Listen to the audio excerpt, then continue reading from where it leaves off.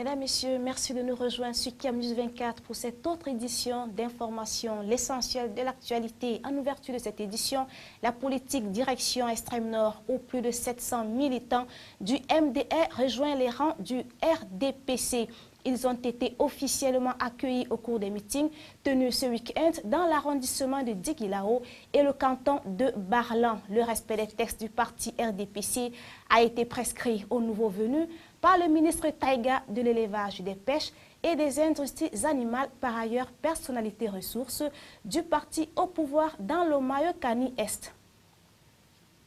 Performance économique à présent et selon le FMI, le Fonds monétaire international, le taux de croissance en Afrique subsaharienne est élevé avec une petite accélération prévue pour 2013-2014. Il va passer de 5,4 à 5,7%. La révélation a été faite ce 11 mai 2013 à Yaoundé par Mme Antoinette Monsieur-Saillé, directrice du département Afrique du FMI. C'était au cours de la cérémonie de présentation de l'édition 2013 du rapport sur les perspectives économiques régionales pour l'Afrique subsaharienne.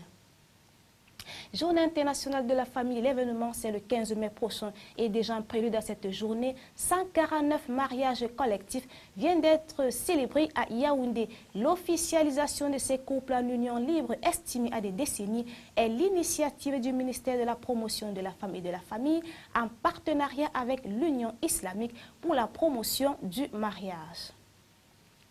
En culture, le peuple Baya a un nouveau bureau régional. Jean-Marie Sodéa Dimbélé a été installé ce samedi 11 mai et c'est la salle de réunion de la délégation régionale du tourisme et des loisirs pour le littoral qui a servi de cadre à la dite cérémonie d'installation.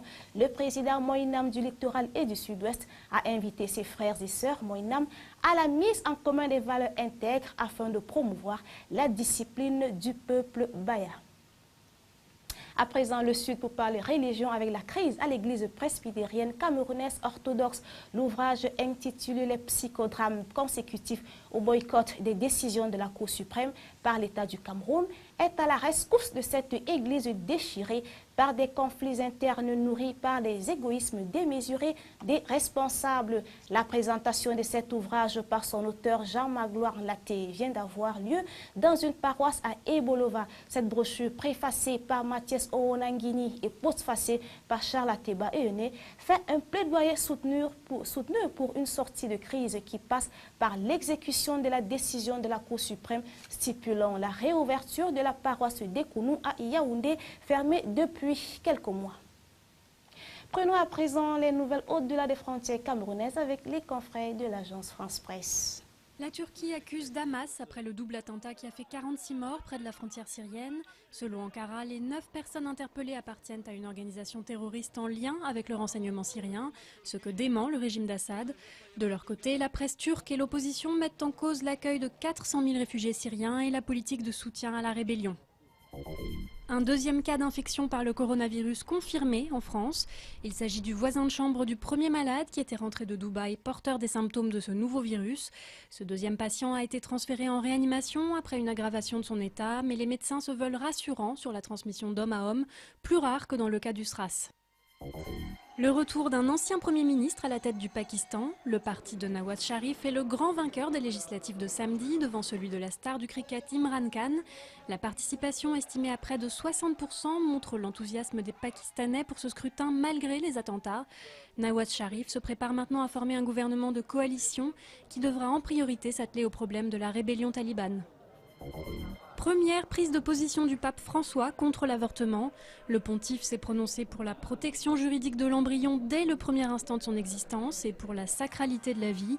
Il s'exprimait à l'occasion de sa première messe de canonisation où 2 latino-américaines et 800 Italiens ont été proclamés saints.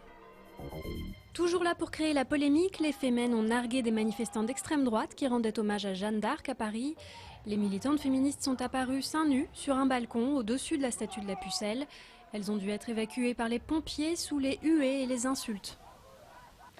Fin de cette session d'information. Merci de votre attention. Restez sur CAM News 24 et consultez toujours le site camnews24.net.